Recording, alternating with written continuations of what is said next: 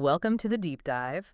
So today we've got something a little different for our source A material. lot different, I'd say. We're looking at a narrative, really, a story. Exactly. It's from a work called The Smelly Bank Adventure by Marcy, and it details this really crucial professional mission Hmm.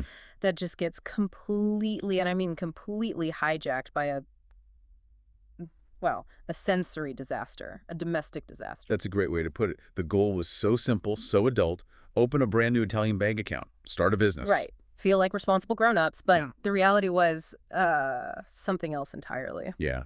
The sources paint this picture Yeah. of just utter chaos. You've got two sick adults, a sniffly 6-year-old, And a giant pot of garlic chili. the infamous chili, and we can't forget the unexpected body accident. We certainly cannot. And what we're going to do in this deep dive is pull apart the timeline of how this smelly victory came to be. Right.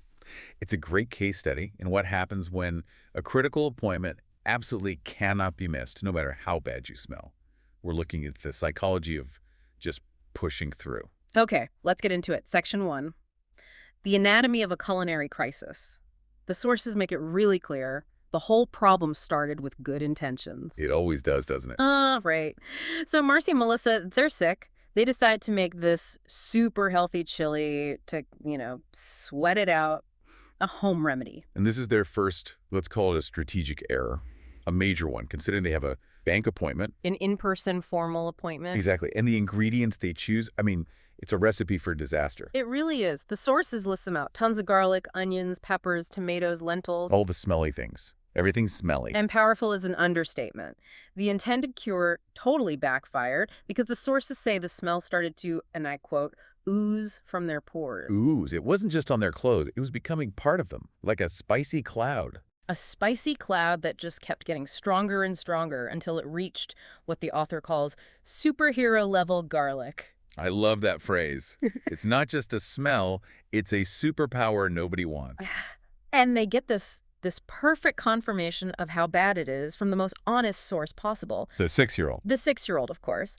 The child sniffs them and just says, "Mom, you smell like spicy socks." Wow. Spicy socks. There's no coming back from that. It's so specific. It is. So this brings up the big question, right? Why on earth didn't they just cancel, reschedule the appointment? And that's the core of the mission. This wasn't just any appointment. It was their big Italian bank appointment. Yeah. When you're an expat starting a business, you learn that bureaucracy doesn't wait for you. You get a slot, you take the slot. So it was now or Maybe never. now or in 3 months, which could kill the business before it even starts. The sources say it was go time, period. Sickness and smell did not matter. Okay, so the external pressure, the business, was just way bigger than the internal horror of, smelling like spicy socks. Precisely. Yeah. And they knew it was bad. Yeah. They tried to fix it. The sources detail these failed mitigation attempts. Right, they did all the normal things. Open windows, sprayed perfume. Waved their arms around like they could physically push the smell away. But the source material is so blunt about it just says chili won. Chili won. Yeah. You can't fight a smell that's literally coming out of your skin. No, perfume on top of garlic is just floral garlic. It doesn't help. And just when you think it can't get any worse, Oh, but it can. it gets so much worse. Yeah. This moves us to section 2, escalation to epic disaster. Yes. Because right when they've sort of accepted the chili situation, the final chaotic element gets introduced. The unpredictable variable. The 6-year-old has what the source calls a tiny, unexpected, oh no kind of potty accident. Oh, no. So now the team, this unit marching into the bank, has a new composite smell. The composite smell, I'm almost afraid to ask. The notes are explicit. Garlic, onions, peppers, and mystery poop. Epic combination. Epic is one word for it. Wow. At this point, the mental game has to be just off the charts. You're not just embarrassed, you're a walking biohazard. And yet, they keep going. There's this great moment where Melissa whispers, maybe the banker won't notice. Which is so beautifully, hopelessly optimistic. And then they both just burst out laughing. Because of course he would notice. How could he not notice? That laugh, I think, is the key. They've hit peak absurdity. There's nothing to do but laugh and push forward. And the outside world is already confirming it for them. The universe is sending them signs. Oh, I love this detail. The source says, every dog we pass sniffed us like we were walking bowls of chili. See, that's objective scientific proof from a reliable source. The dogs knew. Their smell had a radius. So they have canine confirmation that they are a public nuisance, and yet they get to the bank door. This is the moment of truth, the point of no return. Marcy is asked, "Ready?" And her reply is just perfect. She says, "No, but okay." No. But okay. That's it, isn't it? That's the whole lesson. It really is. It's admitting you are 100% not ready, not perfect, but the goal is more important than the feeling. They chose action over anxiety. Which brings us to it. Section 3, the moment of truth in the Italian bank. They walk in, 3 people, a moving, talking, multi-layered incident of smell. Into a quiet, formal, probably marble-floored bank.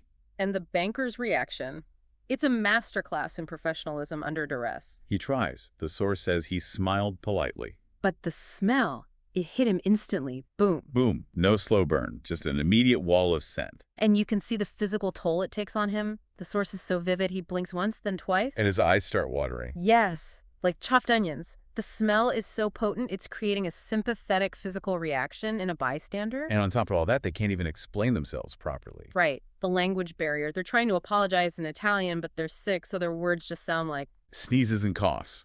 So he's just hearing garbled, sick person sounds while his eyes are watering from this invisible chemical attack. It's a complete communication breakdown. And then, of course, the child chimes in. The agent of chaos.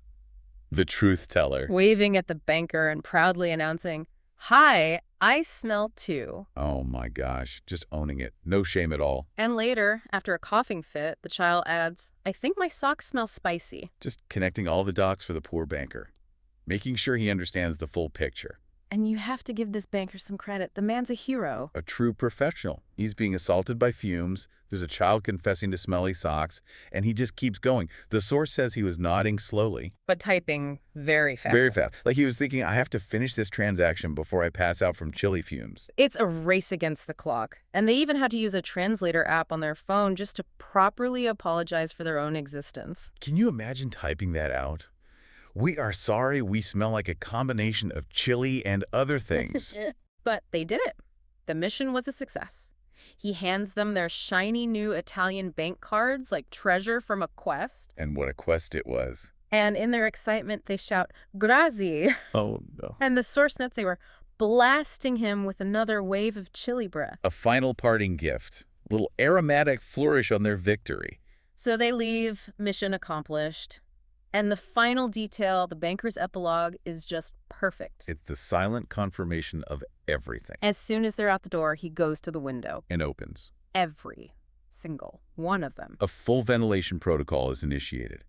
The chilly cloud had to be dispersed. And the family has their own little debrief right there on the sidewalk. Melissa immediately sets a new rule for the future. Let me guess. Next time, no garlic chili. A very, very wise rule. And the 6-year-old offers a much better scent profile for their next business meeting. Next time, let's smell like cupcakes. Which is a fantastic business strategy, frankly. Who wouldn't approve a loan for people who smell like cupcakes? Exactly. So they did it. They opened their first Italian bank account while, as the source says, smelling like a spicy disaster. Proving that big achievements can be, well, silly and stinky and completely unforgettable. So let's unpack the takeaway here. Beyond the humor, what's the actual insight from this deep dive? I think the source material really spells it out for us. The core lesson is, even on your smelliest day, you can still achieve something amazing. It's about redefining what courage looks like, Yeah. right? It's not always this big heroic thing. Not at all.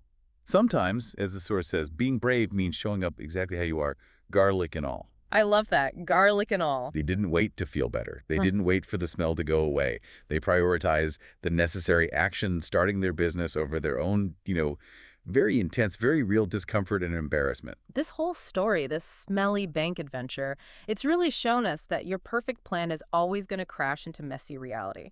But if you have a clear goal, a sense of humor, and just the will to persevere, you can get it done. Absolutely. And that leaves a really important question for you, the listener, to think about. Yeah. We all do this. We put off important things, big goals, because we're waiting to feel perfectly ready. Perfectly prepared, perfectly organized. Perfectly clean. Perfectly clean, exactly. This story challenges that completely. So the question is, what crucial goal are you putting off right now because you're waiting for things to be perfect? Instead of just showing up. instead of just showing up, garlic and all. A great thought to end on. Sometimes the biggest thing holding us back is just waiting for a perfect moment that's never going to come. Thank you for joining us for the deep dive. We'll catch you next time.